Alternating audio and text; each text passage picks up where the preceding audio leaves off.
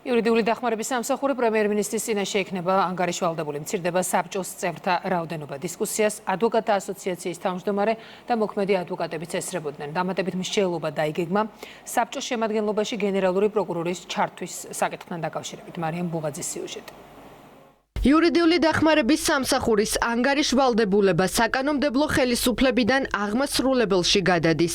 საკანონმდებლო პაკეტის მიხედვით სამსახურის ხელმძღვანელი ყოველწლიურ ანგარიშს პარლამენტის ნაცვლად პრემიერ-მინისტრს წარუდგენს, რაც იურიდიული დახმარების სამსახურის საქმიანობასა და მისი მონიტორინგის ეფექტიანობას კიდევ უფრო გააუმჯობესებს. კანონპროექტის მომხსენებელმა დღეს ცრუ ბრალდებებსაც უპასუხა და მკაფიოდ განმარტა, რომ ცვლილებებით ადვოკატების პროფესიული დამოუკიდებლობა ნარჩუნდება.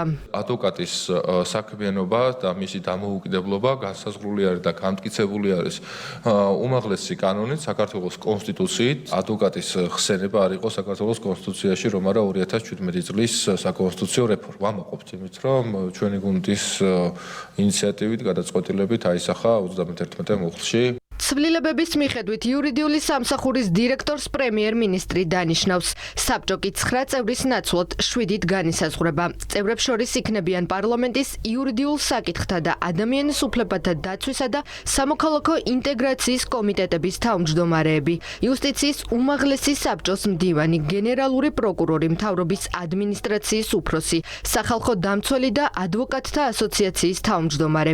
საბჭოს წევრების უფლებამოსილების ვადად კი მათი შესაბამის თანამდებობაზე ყოფნის პერიოდი განისაზღვრება. იმისთვის, რომ სასპეკულაციო სივრცე არ დარჩეს, საკომიტეტო განხილვის პროცესში გამოითქვა ინიციატივა, რომ საბჭოს შემადგენლობა გენერალური პროკურორის გარეშე დაკომპლექტდეს. საკითხზე დამატებითი მსჯელობა გაიმართება.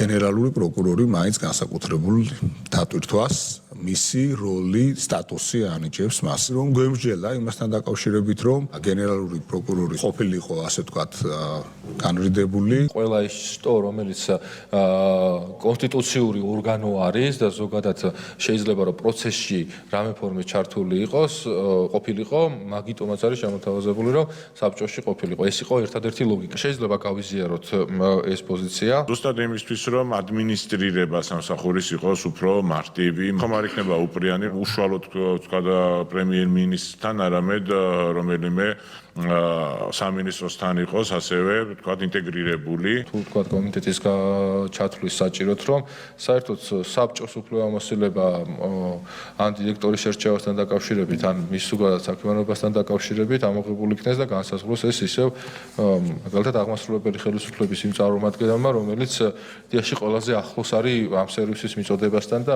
ასეთი ჩემი აზრით იუსტიციის სამინისტრო გახლავთ. საკომიტეტო განხილვის პროცესს ადვოკატთა ასოციაციის თავმჯდომარე და მოქმედი ადვოკატები ესწრებოდნენ. ხარებს შესაძლებლობა ჰქონდათ საკუთარი პოზიციები და შენიშვნები გამოეთქვათ. აღინიშნა, რომ საკანონმდებლო ცვლილებები რისკს არ შეიცავს და ადვოკატები როგორც აქამდე მომავალშიც დამოუკიდებლად შეძლებენ საქმიანობას.